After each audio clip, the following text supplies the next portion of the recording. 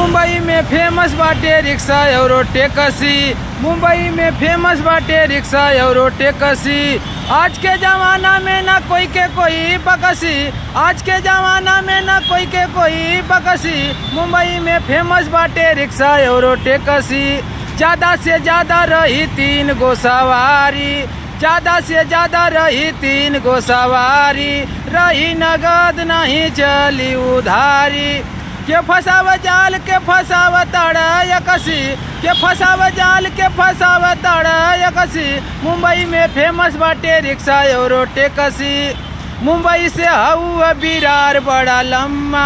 ट्रेनिया में चढ़ में उखड़ जाला दम्मा।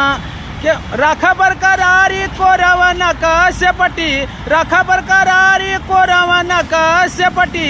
मुंबई में फेमस बाटे रिक्शा और टैक्सी।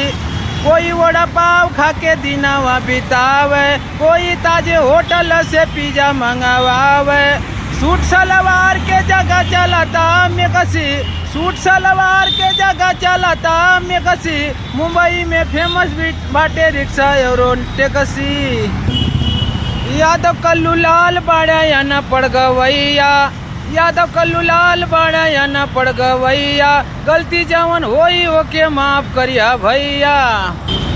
देबा आशीर्वाद ना तो काम जाई अटकी। देबा आशीर्वाद ना तो काम जाई अटकी।